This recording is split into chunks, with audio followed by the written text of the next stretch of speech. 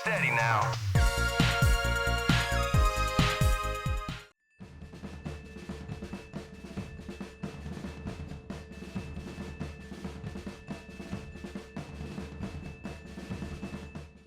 S.T.A.L.K.E.R 2 Heart of Chornobyl's journey to eventual release was even more fraught and lengthy than the original game. Very few titles have suffered cancellation, a studio closure and its reopening, repeated delays, and a military invasion of the developer's home country en route to eventual release.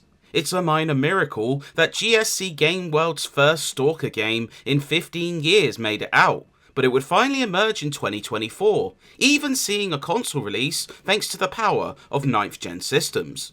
Those worrying that this new effort would lose the hardcore ethos and complexities that made the series beloved can rest easy. For better or worse, this sequel retains all you'd expect from the series.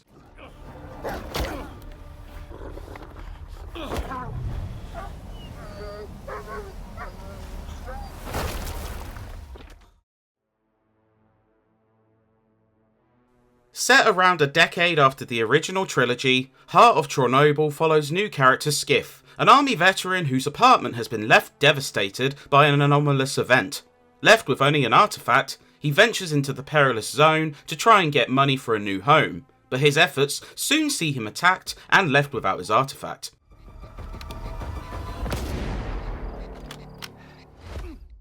Thus, Skiff begins a journey through the hazardous exclusion zone to seek revenge and the funds to start again. It's admittedly not a story that will hook you instantly, as it takes a long time to arrange the various pieces of the narrative. Nestor, the scanner. Ring a bell? The only right answer is an honest one. It seems like a repetitive journey of seeking one person out only to be sent to another. But eventually, the stakes start to rise and it burns pretty bright. Characters, both new and returning from the series, are well voiced and boast intelligent writing, which hides nuances that become more pronounced as you make key decisions. Easy now, Uncle Lonya. Let's just have a seat and wait for news from whatever place you want me to send my men so badly. The story itself is very malleable, as decisions see you siding with various factions and altering the broader mission path. Initially, you are sent to find sensors, which you can then give to either the local stalkers or the military ward group, and this sends you down two completely different sets of missions and changes how characters perceive you around the zone. And try not to get yourself killed. Don't underestimate these thugs. Now follow me. Your choices can lead to one of four endings, which tie heavily to who you ally with throughout the game, and it lends itself to a lot of replayability. This is quite the feat, considering a first run could take you between 40 and 60 hours, depending on how much you explore and complete side quests.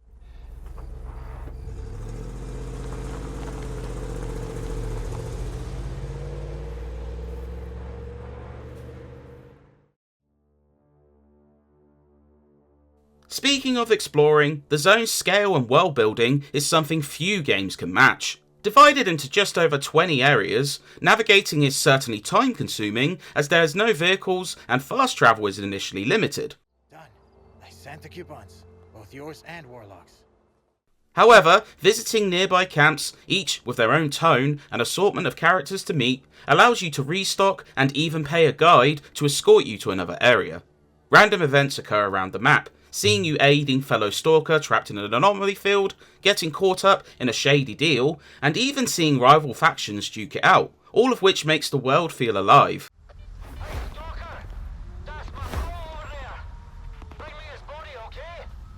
Please? Highlights include the sleep-inducing poppy fields, the literal garbage zone with bustling slag heap safe spot, and the initial lesser zone with newer stalkers finding their feet. Like prior games, S.T.A.L.K.E.R 2 offers tough survival gameplay. On the middle difficulty setting, you must contend with a myriad of woes along with mutants and enemies who can take you out fast.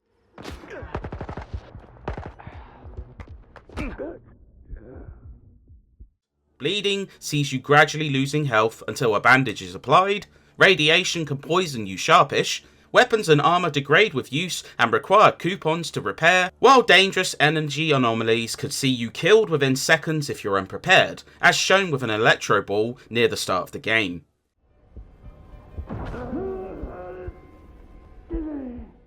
You also have to allow for sleeping to avoid tiredness, stamina being consumed through sprinting or jumping, and overloading yourself, which slows movement depending on how much you carry.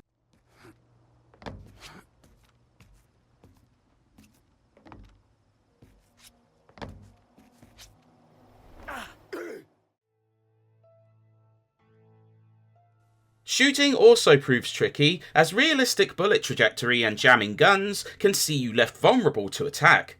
The slew of weaponry definitely proves enjoyable, however, ranging from rustic assault rifles to modified shotguns and snipers.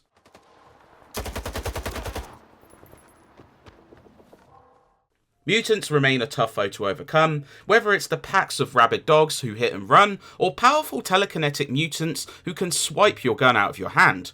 Even human foes can be tricky, utilising flanking tactics to overwhelm you, though you can use a knife for a stealthier approach which saves ammo and direct combat.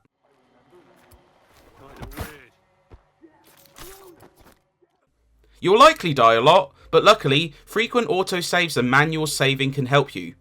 The rookie difficulty is more story driven for newcomers, while conversely, veteran is available for the ultimate survival test. Heart of Chornobyl's presentation is also a standout. It's not always the prettiest of games, with some unsightly side characters and the odd low-res texture work and distracting performance dips, but it's also distinctive and intricate enough to paper over these issues.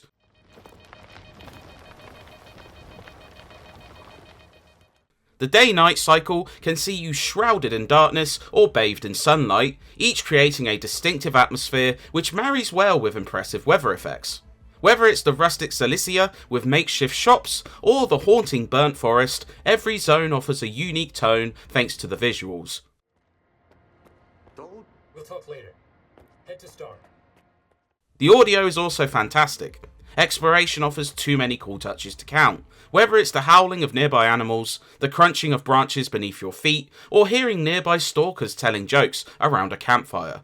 Voice work, in either English or Ukrainian, is strong, and the sparingly used music adds power to key scenes or gunfights.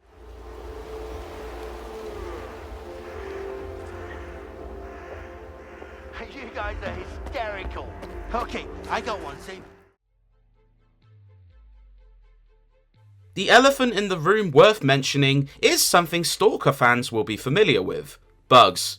The original was infamous for this, and initial reviews did criticise Heart of Chornobyl for being severely unpolished. However, many months later, it's far more polished and playable, though it still suffers some issues that can be distracting and annoying. The field isn't that big, but you can get lost real easy. Bodies can up and disappear or ping into the air, enemies can become static and not attack you, or getting shot while using your PDA can see the HUD vanish until you pause. No offense, Giff, but your face is nowhere near as pretty as the view around here. These aren't too bad, but you will also experience rare crashes, sometimes get stuck in a conversation screen, or suddenly become entirely unable to interact with people or items. These instances were rare, but stuck out like a sore thumb. S.T.A.L.K.E.R 2 Heart of Chornobyl is certainly not a game for everybody, as the impatient or unfamiliar will likely be scared away by the pacing and brutal survival elements, not to mention some noticeable bugs. But to be honest, it's actually quite endearing to see how little GSC Game World altered their design from previous entries. In a landscape where open world titles have become quite homogenized, you can safely say there is nothing like this game on the market, and the care and craft shine through despite some technical blemishes. Deeply immersive, hugely open-ended, and bursting with life and activities to partake in, it's absolutely a game worth checking out if you are seeking something truly different from the norm. Help him out if you can. And if you can't, bring me the sensors he stole. The Ward can't get their hands on those devices. We've still got a mess to clean up.